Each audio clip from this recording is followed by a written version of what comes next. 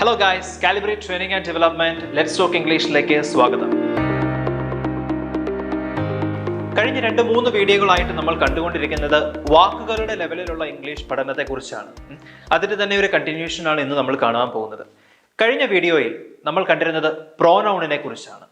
അതായത് പ്രോനൗൺ എന്ന് പറയുന്ന category of words, parts of സ്പീച്ചിലെ കാറ്റഗറി ഓഫ് വേർഡ്സ് വളരെ വലിയൊരു കാറ്റഗറി ആണ് എങ്കിലും അതിൽ ഏറ്റവും പ്രധാനപ്പെട്ട പേഴ്സണൽ പ്രോനൗണിനെ കുറിച്ചാണ് കഴിഞ്ഞ വീഡിയോയിൽ നമ്മൾ കണ്ടത്. ഒരു തുടക്കക്കാരൻ എന്ന നിലയിൽ നിങ്ങൾ ഇംഗ്ലീഷ് പഠിക്കുമ്പോൾ പേഴ്സണൽ പ്രോനൗൺ ആണ് നിങ്ങൾ ഏറ്റവും അധികം സെന്റൻസിൽ ഉപയോഗിക്കുന്നത്. അതുകൊണ്ടാണ് ആ ഒരു കാറ്റഗറി മാത്രം എടുത്ത് ഞാൻ നിങ്ങൾക്ക് കഴിഞ്ഞ വീഡിയോയിൽ എക്സ്പ്ലെയിൻ ചെയ്തത്. ഇന്ന് ഈ വീഡിയോയിൽ നമ്മൾ കാണുന്നത് മറ്റൊരു വാക്ക് അല്ലെങ്കിൽ മറ്റൊരു കാറ്റഗറി ഓഫ് വാക്കിനെ കുറിച്ചാണ്. അത് മറ്റൊന്നുമല്ല, ഞാൻ പറയും പാർട്സ് ഓഫ് സ്പീച്ചിലെ, അതായത് ഇംഗ്ലീഷിന്റെ വാക്കുകളുടെ കാറ്റഗറികളിൽ ഏറ്റവും പ്രധാനപ്പെട്ട കാറ്റഗറി എന്ന് പറയുന്ന വെർബ് എന്ന കാറ്റഗറിയാണ്. വെർബ് എന്ന് പറഞ്ഞാൽ എന്താണ്, അതിന്റെ ഉപയോഗങ്ങൾ എന്തൊക്കെയാണ്, അത് ഏത് രീതിയിലാണ് നമ്മൾ സെന്റൻസിൽ ഉപയോഗിക്കേണ്ടത് എന്നൊക്കെയാണ് നമ്മൾ ഇന്ന് കാണുന്നത്. നമുക്ക് ഈ ബോർഡിലേക്ക് ഒന്ന് വരാം. ആദ്യമായി തന്നെ ഞാൻ നിങ്ങളെ ഒന്ന് ഓർമ്മിപ്പിക്കാൻ ആഗ്രഹിക്കുകയാണ്, ഇംഗ്ലീഷിന്റെ ബേസിക് സ്ട്രക്ചർ എന്ന് പറയുന്നത് സബ്ജക്റ്റ്, വെർബ്, ഒബ്ജക്റ്റ് എന്നാണ്. അതായത് ചുരുക്കി നമുക്ക് എങ്ങനെ ഓർത്തിരിക്കാം വളരെ എളുപ്പത്തിൽ, SVO. നിങ്ങളൊന്ന് നോക്കൂ, ഇതിൽ വെർബിന്റെ സ്ഥാനം എന്ന് പറയുന്നത് സെന്റൻസിന്റെ ഒത്ത നടുക്കാണ്. അതായത് ഒരു സെന്റൻസിൽ എന്തെങ്കിലുമൊക്കെ മാറ്റങ്ങൾ കൊണ്ടുവരണമെങ്കിൽ അല്ലെങ്കിൽ എന്തെങ്കിലുമൊക്കെ മാറ്റങ്ങൾ സംഭവിക്കുന്നുവെങ്കിൽ അത് നടക്കുന്നത് ഈ വെർബിന്റെ പൊസിഷനിലാണ്. അതായത് വളരെ പ്രധാനപ്പെട്ട ഒരു പൊസിഷനാണ് എന്ന് ചുരുക്കം. അടുത്ത വീഡിയോകളിൽ നമ്മൾ സെന്റൻസുകൾ ഉണ്ടാക്കുന്നത് കാണുമ്പോൾ നിങ്ങൾക്കത് വളരെ കൃത്യമായിട്ട് മനസ്സിലാകും. നമ്മൾ ടെൻസിലേക്കും വോയിസിലേക്കും ഒക്കെ പോകുന്നുണ്ട്. അവിടെയൊക്കെ നമ്മൾ കാണുന്നത് സെന്റൻസുകൾ ഉണ്ടാക്കാനാണ്. അവിടെ നിങ്ങൾക്ക് മനസ്സിലാകും എങ്ങനെയാണ് വെർബിന്റെ ഈ ഒരു പൊസിഷൻ വളരെ പ്രധാനപ്പെട്ടതായിരിക്കുന്നതെന്ന്. ഓക്കെ, വെർബിലേക്ക് വരുമ്പോൾ മെയിൻ ആയിട്ട് 2 തരത്തിലുള്ള വെർബുകളാണുള്ളത്. ഒന്ന്, നമുക്കതിനെ മെയിൻ വെർബ് എന്ന് വിളിക്കാം. 2, ഹെൽപ്പിംഗ് വെർബ്. ഇതിന്റെ പേര് സൂചിപ്പിക്കുന്നത് പോലെ തന്നെ ഇത് വളരെ മെയിൻ ആയിട്ടുള്ള വെർബാണ്. അതായത് നമ്മൾ ചെയ്യുന്ന പ്രവൃത്തികളാണ്. ഞാനിവിടെ അതിന് താഴെ ആക്ഷൻ എന്ന് എഴുതിയിട്ടുണ്ട്. നമ്മൾ ചെയ്യുന്ന എല്ലാ പ്രവൃത്തികളും ഈ ഒരു കാറ്റഗറി ഓഫ് വെർബിനുള്ളിൽ വരും. ഇത് കൂടാതെ ഇതിനെ സഹായിക്കുന്ന മറ്റൊരു കാറ്റഗറി ഓഫ് വെർബ് ഉണ്ട്, അതാണ് ഹെൽപ്പിംഗ് വെർബ് എന്ന് പറയുന്നത്. ഓൾറൈറ്റ്, ആദ്യം നമുക്ക് മെയിൻ വെർബിനെ കുറിച്ച് സംസാരിക്കാം. മെയിൻ വെർബ് അതായത് ആക്ഷൻ, നമ്മൾ ചെയ്യുന്ന പ്രവൃത്തികൾ. ഇത് ഇംഗ്ലീഷിൽ ഏതൊരു ആക്ഷൻ എടുത്തു കഴിഞ്ഞാലും അല്ലെങ്കിൽ ഏതൊരു വെർബ് എടുത്തു കഴിഞ്ഞാലും അതിന് 3 ഫോമുകളുണ്ട്. നിങ്ങൾക്കതിനെ വളരെ സിമ്പിളായിട്ട് V1, V2, V3 എന്ന് ഓർത്തിരിക്കാൻ സാധിക്കും. ഇതിന്റെ പേരെന്താണെന്ന് ചോദിച്ചു കഴിഞ്ഞാൽ present form, past form and past participle form ആണിത്. ഇതാണ് ഇതിന്റെ 3 ഫോമിനെ നമ്മൾ പറയുന്നത്. പക്ഷെ നിങ്ങൾക്ക് ഈ പേരൊന്നും ഓർത്തിരിക്കണമെന്ന് യാതൊരു നിർബന്ധവുമില്ല. അതിന്റെ ഗ്രാമാറ്റിക്കൽ ടേം ആണ്. നിങ്ങൾക്ക് ജസ്റ്റ് V1, V2, V3 അതായത് വെർബിന് 3 ഫോമുകൾ ഉണ്ട് എന്ന് മാത്രം നിങ്ങൾ ഓർത്തിരുന്നാൽ മതി. ഓൾറൈറ്റ്, നമുക്ക് 1-2 എക്സാമ്പിൾസ് നോക്കാം.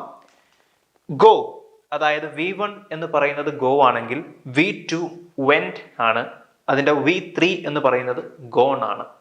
അതുപോലെ തന്നെ മറ്റൊരു എക്സാമ്പിൾ, V1 വർക്ക് ആണെങ്കിൽ V2 വർക്ക്ഡ് ആണ്. V3 എന്ന് പറയുന്നതും വർക്ക്ഡ് തന്നെയാണ്. ഞാൻ എന്തുകൊണ്ടാണ് ഈ 2 എക്സാമ്പിൾസ് മാത്രം എടുത്തിരിക്കുന്നതെന്ന് ചോദിച്ചു കഴിഞ്ഞിട്ടുണ്ടെങ്കിൽ അത് മറ്റൊരു കാര്യം പറയാൻ കൂടി വേണ്ടിയാണ്. ഇവിടെ നിങ്ങൾ നോക്കിക്കഴിഞ്ഞാൽ ഒന്നാമത്തെ എക്സാമ്പിളിൽ 1, 2, 3 രൂപങ്ങൾ വ്യത്യസ്തമാണെന്ന് നിങ്ങൾക്ക് മനസ്സിലാകും. രണ്ടാമത്തെ എക്സാമ്പിൾ നോക്കിക്കഴിഞ്ഞാൽ 2ാമത്തെയും 3ാമത്തെയും രൂപം ഒന്ന് തന്നെയാണ്. അതായത് നിങ്ങൾ ED ആഡ് ചെയ്ത് കഴിഞ്ഞാൽ നിങ്ങൾക്ക് 2ാമത്തെയും 3ാമത്തെയും രൂപങ്ങൾ കിട്ടും. ചുരുക്കി പറഞ്ഞു കഴിഞ്ഞാൽ ഇംഗ്ലീഷിൽ നമ്മളൊരു ആക്ഷൻ വെർബിനെ 3 രൂപങ്ങളിൽ എഴുതുമ്പോൾ 2 തരത്തിൽ നമുക്ക് എഴുതാം. അതിന് റെഗുലർ വെർബ്, ഇറഗുലർ വെർബ് എന്നൊക്കെ പറയും. നിങ്ങൾ ആ പേരുകളൊന്നും ഓർത്തിരിക്കേണ്ട. അതിന്റെ സ്പെല്ലിങ്ങിന്റെ ഡിഫറൻസ് കൊണ്ട് ഇങ്ങനെയൊരു ഡിവിഷൻ അവിടെ ഉണ്ട് എന്ന് മാത്രം നിങ്ങൾ മനസ്സിലാക്കിയാൽ മതി. അതായത് ചില വെർബുകൾക്ക് 2nd and 3rd ഫോം കണ്ടുപിടിക്കാൻ നമുക്ക് വളരെ എളുപ്പമാണ്. അതിന്റെ കൂടെ ED എന്ന് ആഡ് ചെയ്താൽ മാത്രം മതി. എന്നാൽ ചില വെർബുകൾക്ക് അത് പോസിബിൾ അല്ല. അതിന്റെ 2nd and 3rd form different ആയിരിക്കും. അത് നമുക്ക് ഉപയോഗത്തിലൂടെ കണ്ടുപിടിച്ച് പഠിച്ചെടുക്കുക എന്ന് മാത്രമേ വഴിയുള്ളൂ. ഓൾറൈറ്റ്, ഇതാണ് മെയിൻ വെർബ് എന്ന് പറയുന്ന ഒരു കാറ്റഗറി ഓഫ് വെർബ്സ്. ഇനി അടുത്ത കാറ്റഗറി എന്ന് പറയുന്നത് ഹെൽപ്പിംഗ് വെർബാണ്. ഹെൽപ്പിംഗ് വെർബിൽ പല ഗ്രൂപ്പുകളായിട്ട് അതിനെ തിരിച്ചിട്ടുണ്ട്. അല്ലെങ്കിൽ ഹെൽപ്പിംഗ് വെർബിനുള്ളിൽ തന്നെ പല കാറ്റഗറി ഓഫ് വെർബുകൾ ഉണ്ട് എന്ന് ചുരുക്കം. ഒന്നാമത്തെ കാറ്റഗറി എന്ന് പറയുന്നത് ബി കാറ്റഗറിയാണ്. ബി കാറ്റഗറിക്കുള്ളിൽ വരുന്നത് നിങ്ങൾക്കെല്ലാം അറിയാവുന്നത് പോലെ is, am, are, was, were എന്നീ വെർബുകളാണ്. ഡു എന്ന് പറയുന്ന കാറ്റഗറിക്കുള്ളിൽ വരുന്നത് ഡു, ഡസ്, ഡിഡ്. ഹാവ് എന്ന് പറയുന്ന കാറ്റഗറിക്കുള്ളിൽ വരുന്നു ഹാവ്, ഹാസ്, ഹാഡ്.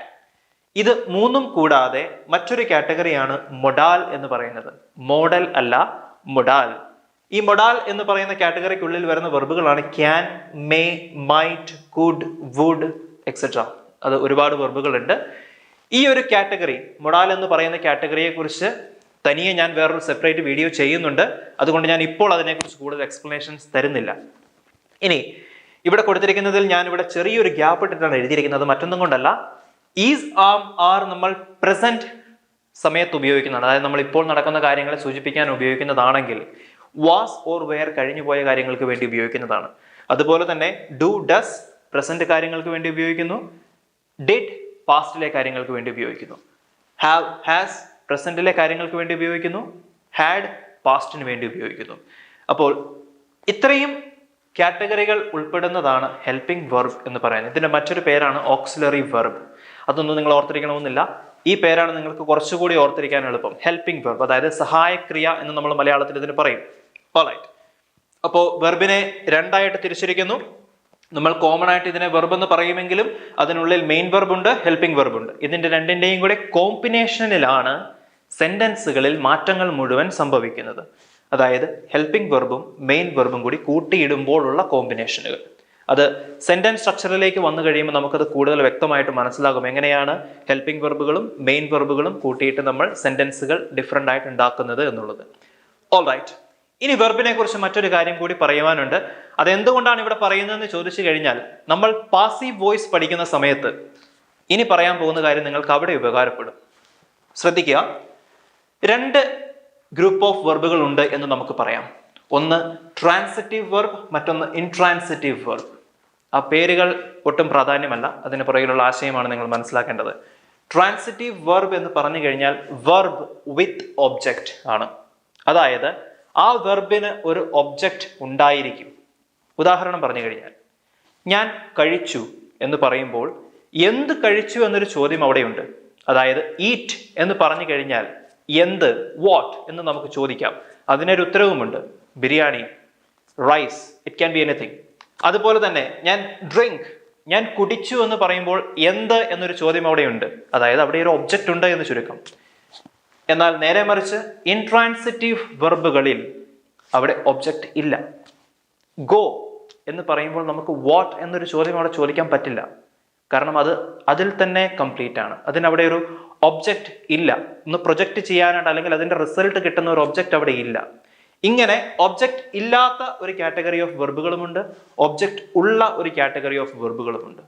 ഇങ്ങനെ വെർബുകൾ രണ്ട് കാറ്റഗറി ആയിട്ട് തിരിച്ചിട്ടുണ്ട് അതിന്റെ ഒബ്ജക്റ്റിന്റെ ബേസിസിൽ.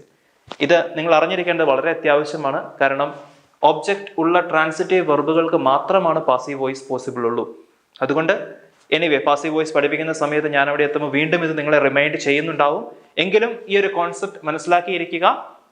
ട്രാൻസിറ്റീവ് വെർബുകൾ, അതായത് ഒബ്ജക്റ്റ് ഉള്ള വെർബുകൾക്ക് മാത്രമാണ് പാസീവ് വോയിസ് പോസിബിൾ ഉള്ളൂ.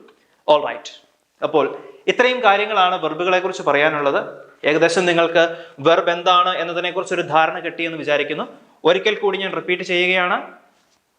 കാറ്റഗറി ഓഫ് വേർഡുകളിൽ 8 കാറ്റഗറികളിൽ ഏറ്റവും പ്രധാനപ്പെട്ട കാറ്റഗറിയാണ് വെർബിന്റെ category.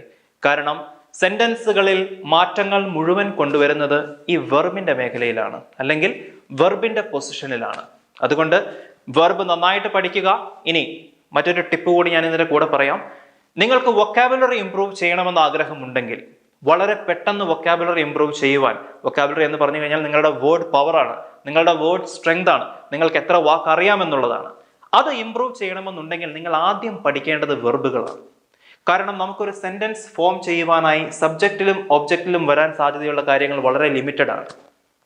I, we, you, they, he, she, it, പിന്നെ കുറച്ച് പേരുകൾ, അത്രയും കാര്യങ്ങളെ സബ്ജക്റ്റിൽ വരാനുള്ളൂ. എന്നാൽ വെർബിന്റെ പൊസിഷനിൽ വരുന്ന മാറ്റങ്ങൾ കൊണ്ടാണ് സെന്റൻസുകളിൽ മാറ്റങ്ങൾ മുഴുവൻ സംഭവിക്കുന്നത്, പലതരത്തിലുള്ള സെന്റൻസുകൾ ഉണ്ടാവുന്നത്. അതുകൊണ്ട് വെർബ് നന്നായി പഠിച്ചു കഴിഞ്ഞാൽ, മാക്സിമം വെർബുകൾ പഠിച്ചിരുന്നു കഴിഞ്ഞാൽ, അതിന്റെ 3 രൂപങ്ങളും നമുക്ക് അറിയാമെങ്കിൽ ബുദ്ധിമുട്ടില്ലാതെ സരളമായി നിങ്ങൾക്ക് സെന്റൻസുകൾ ഉണ്ടാക്കാൻ സാധിക്കും. അതുകൊണ്ട് ഇത് ചെറിയൊരു ടിപ്പാണ്. വൊക്കാബുലറി ഇംപ്രൂവ് ചെയ്യാൻ ആഗ്രഹിക്കുന്നവർ ആദ്യം വെർബുകൾ പഠിക്കാൻ ശ്രമിക്കുക. All right. അപ്പോൾ വെർബ് എന്താണെന്ന് ക്ലിയർ ആയിട്ട് മനസ്സിലായി എന്ന് വിചാരിക്കുന്നു. അടുത്ത വീഡിയോയിലേക്ക് എത്തുന്നത് വരെ സ്റ്റേ ട്യൂൺഡ്.